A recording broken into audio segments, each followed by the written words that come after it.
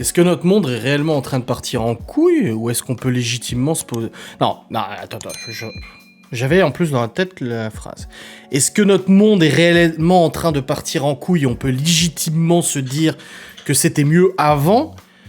Ou est-ce que c'est un truc de vieux et de nostalgie de se dire que c'était mieux avant? Tu vois, je me pose la question parce que je vais faire cette facecam sur les générations. Donc, les générations de nos enfants, de nous quand on était enfants, de nos parents quand ils étaient enfants, et ainsi de suite, tu vois.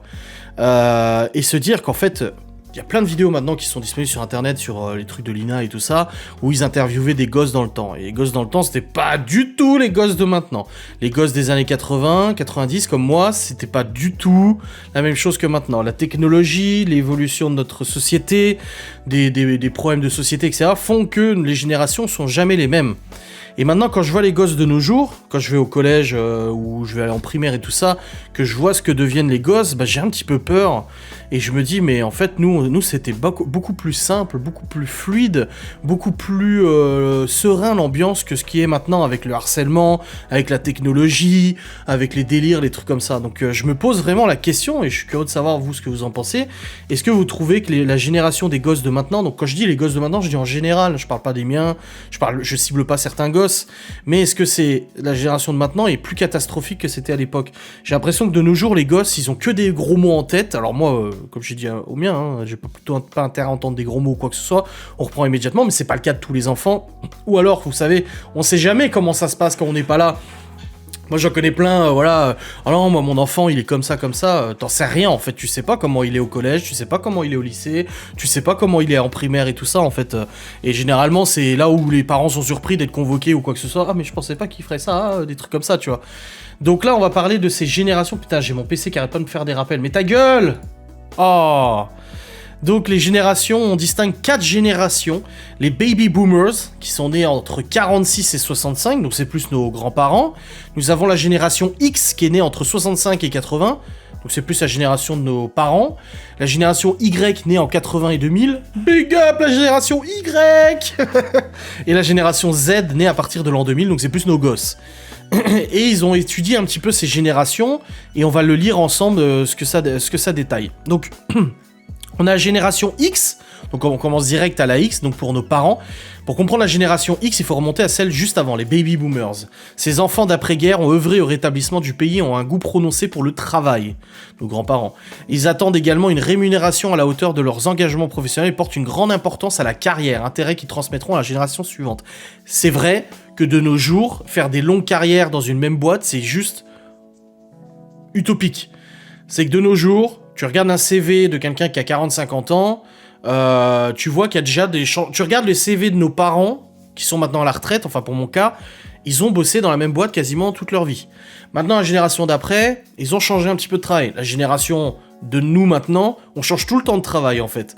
Donc c'est vrai que là-dessus, il y a bien une différence. Cependant, c'est bien la seule chose qui les lie, tant leur contexte social est différent. Si les baby boomers ont pu bénéficier du plein emploi avec les 30 glorieuses, la génération X connaîtra quant à elle les premières vagues importantes de chômage. C'est ce qu'on appelle en fait en histoire les 30 piteuses.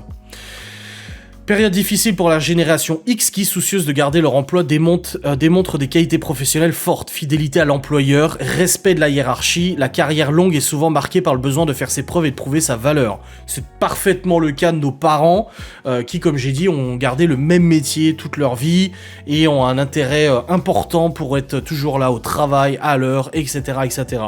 En 2019, les collaborateurs de la génération X ont entre 39 et 54 ans et occupent majoritairement des postes de manager ou responsables. Ensuite, on a la génération Y. Big up! Souvent appelée digital native, est la première génération qui a connu l'arrivée d'Internet et des smartphones dans les foyers au cours de son enfance. Alors oui, Internet, smartphone, non, j'étais déjà beaucoup plus grand. C'est une génération qui a grandi avec le numérique, mais a également connu la vie sans Internet. Ce qui fait d'elle une génération de transition. Ah, j'en ai les frissons! Nous sommes une génération de transition, et je suis très fier de cette génération de transition. C'est vrai que moi, je suis très content. J'en ai parlé dans un podcast la dernière fois, on me demande souvent, oui, est-ce que t'es content d'être né à cette période de l'histoire? Oui. Parce qu'on a connu plein de choses en fait, on a connu des bons technologiques de plein de trucs, on a connu le sans internet, sans téléphone, on a connu l'évolution, la création du téléphone portable, l'évolution, la transformation en smartphone, etc. Je trouve que c'est trop intéressant, voilà. Après, d'autres périodes aussi font qu'il y a eu des évolutions qui étaient intéressantes, mais moi je suis très content de toute façon. Contrairement à la génération X, donc nos parents, cette génération a grandi dans un contexte de chômage et de crise financière, et sait pertinemment qu'elle ne fera pas sa carrière en une seule et même entreprise. C'est totalement vrai. Mais a réussi à s'adapter à cette situation et en tirer en profit pour mieux profiter de l'instant présent. Oui, on est une génération qui profite plus que notre génération précédente où c'était travail, métro, boulot, dodo. Peut-être que là, les gens profitent un peu plus.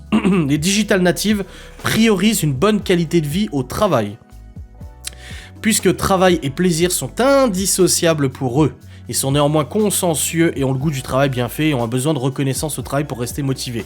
Oui, ça va de pair avec la modification des systèmes managériels. Voilà, on voit que maintenant dans les entreprises, de plus en plus d'entreprises font appel à des coachs en management qui leur permettent d'adapter leur management pour plus être dans le management à l'ancienne avec l'ancienne génération où c'était du management un peu dur, un peu voilà. Maintenant on est plus dans du management où voilà, il faut être gentil. Je dis pas qu'il faut pas être le gentil, attention, ne me faites pas dire ce que j'ai pas dit encore une fois parce que c'est apanage de beaucoup, mais on est dans un système où maintenant on regarde avec Poisson Fécond et sa boîte où il a engagé une responsable du bonheur. Où il y a des boîtes maintenant qui font des salles de sport dans leurs établissements, des trucs, des billards, des trucs et tout ça pour que les gens se sentent épanouis. Je suis pas contre, voilà, je trouve ça intéressant, mais je trouve que notre génération en fait est une génération un peu plus... Enfin, moi je le vois avec des contacts que j'ai eus, que ce soit à l'Airsoft ou dans mon entourage. J'ai l'impression vraiment qu'il y en a beaucoup qui prennent les patrons pour des cons. Alors, encore une fois, il y a beaucoup de patrons qui prennent les employés pour des cons aussi. C'est pour ça que quand j'entends de façon les patrons, c'est tous des cons, j'ai envie de dire, oui, mais il y a des salariés, c'est aussi des sacrés cons. Donc, on est en fait dans une génération où le patron et l'employeur ne s'entendent plus. Voilà, je trouve qu'il y a vraiment un gros hiatus entre de respect et puis de compréhension entre les deux parties. Les compétences ont plus de valeur à leurs yeux que les diplômes, c'est vrai. Même si cette génération est plus diplômée que sa grande sœur. C'est pourquoi un grand nombre de jeunes se réorientent finalement sur des métiers manuels dans lesquels ils trouvent plus de sens au lieu d'honorer des fonctions de cadre et professions intellectuelles. C'est vrai qu'on voit une sacrée évolution, moi je trouve, de l'artisanat, du retour au travail manuel, des gens qui lancent leur petite boîte de confection de trucs artisanaux et tout ça, et je trouve que c'est pas mal. Mais en plus c'est super valorisant, les gens recherchent la valorisation. En 2019, les collaborateurs de la génération Y ont 19 et 39 ans et sont à la recherche d'un sens à leur vie professionnelle. La QVT est un levier primordial pour cette génération. Je sais pas c'est quoi la QVT. La qualité de vie au travail, excusez-moi, voilà, c'est ça. Et ensuite, la génération Z, c'est la génération qui commence à arriver sur le marché du travail, mais dont la majorité arrivera à partir de 2025. C'est nos gosses. Génération ultra connectée, les Z n'ont pas connu la vie sans Internet. Putain, bah ils auraient dû, parce que je trouve que c'était une belle leçon de vie. Parfois surnommée la génération du zapping, référence à l'utilisation de la télécommande des applications smartphone, les enfants du millénaire ne regardent presque plus la télé traditionnelle et privilégient YouTube et les services de streaming. Putain, totalement vrai. Pour accéder à du contenu à la carte qu'ils peuvent consommer partout, tout le temps, sur de nombreux supports. Point commun avec la génération Y, les Z préfèrent les managers qui leur ressemblent, ou qui les comprennent plutôt qu'un système hiérarchique pyramidal de leurs aînés.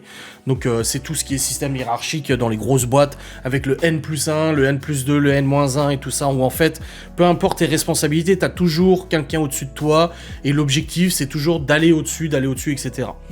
Le bien-être au travail est également important pour cette génération qui favorise l'épanouissement professionnel et qui a un goût prononcé pour l'entrepreneuriat. C'est ce que je vous disais avant, donc c'est la suite logique. En quête de liberté et en soif d'apprendre et de se perfectionner et de se prouver, des études montrent pour le moment un certain pessimisme de la part de cette génération quant à leur avenir professionnel. Mais déjà, c'était déjà le cas à l'époque où moi j'étais au lycée, qu'on faisait nos vœux pour les écoles et tout ça. C'était déjà le cas où en fait, vous savez, ils faisaient des réunions d'orientation. En fait, il y a des professionnels qui venaient au lycée et pendant toute une matinée ou toute une journée, tu rencontrais chaque professionnel de chaque branche. Alors, il y avait le responsable de l'ENIM, donc l'école nationale des ingénieurs de Metz. Ouais, c'est ça. Oui, c'est ça.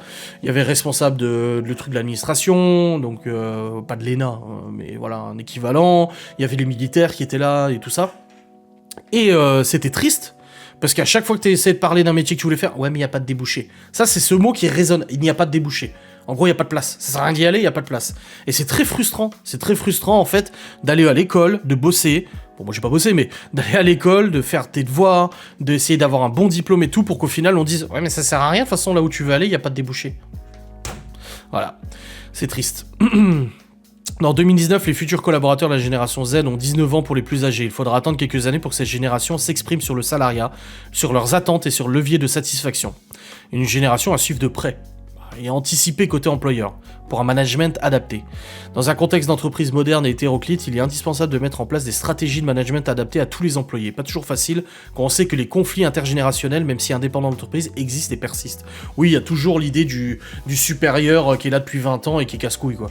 Dans un contexte d'entreprise moderne et hétéroclite, bon ça je l'ai déjà lu, pardon, on peut se demander si la clé pour faire cohabiter tout le monde n'est pas l'entraide et la reconnaissance, permettant aux plus jeunes d'aider les plus âgés à ne pas rester sur la sellette dans un monde où tout va très vite. Créer des moments de convivialité entre les collaborateurs est également une des clés pour améliorer la collaboration au sein des différentes générations. Puisque les nouvelles générations tendent à allier travail et plaisir, découvrir notre calendrier des communications internes pour dynamiser. Oui, bah ça c'est ce que j'ai vu. Aussi en bossant pour des grands groupes ou en bossant même pour des petites sociétés, c'est qu'il y a plus d'outils qui sont mis en place pour la cohésion salariale, la cohésion entre l'équipe. C'est un peu ce qu'on appelle le team. On te fait rentrer dans un team et tu fais du team building et tu fais des brainstorming pour trouver des idées, etc., etc. Oui, c'est bien, ça change le management. De toute façon, faut qu'il évolue avec le temps. Mais voilà, faut pas non plus que ça soit tous des potes et que le jour où il y a un conflit, finalement, on se dise non, on croyait qu'on s'entendait tous et on s'entend pas finalement aussi bien que ça, parce que je trouve qu'il y a une petite part d'hypocrisie à toujours vouloir faire croire que dans les boîtes tout le monde s'entend parfaitement, tout le monde s'entend bien, il y a jamais de non, faut juste être réaliste en fait. On est tous des humains, on synchronise plus ou moins bien l'un avec l'autre. Il y a des fois où le courant ne passe pas, c'est ce qu'on appelle ne pas s'entendre avec quelqu'un. C'est pas que cette personne est mauvaise ou vous êtes mauvais, c'est juste qu'il y a des choses, il y a des biais qui font que vous ne pouvez pas vous entendre et ça ne marchera jamais. Et ça, faut se le mettre dans la tête. Moi, je me suis mis dans la tête depuis maintenant plusieurs années. Je sais qu'il y a des gens avec qui ça ne passera pas, que ça ne peut pas passer, parce qu'on est trop différents sur des choses, ou alors ça ne matche pas. Voilà, on est tous humains, c'est pas mauvais de le dire, on n'est pas censé tous s'entendre, mais on peut se respecter. Et le problème dans les boîtes actuelles, c'est qu'on essaie de créer... voilà, moi je vois quand je vois des vidéos, des photos d'employés dans une boîte, ils sont tous là, ouais, ils sourient sur la photo, ouais, on est la team forte, on fait du team building et tout ça. Alors de toute façon, forcément dans le groupe, il y aura des rancœurs, il y aura forcément des gens qui s'entendront pas, etc. Et on essaie de te faire croire le contraire, et je trouve ça bien dommage, voilà. Après, j'ai pas la solution pour le reste. Bref, j'espère que cette facecam vous aura plu. N'hésitez pas à me dire si vous reconnaissez dans une de ces générations, si vous préfériez une génération précédente ou pas. Et je vous lirai avec plaisir. Des bisous, salut.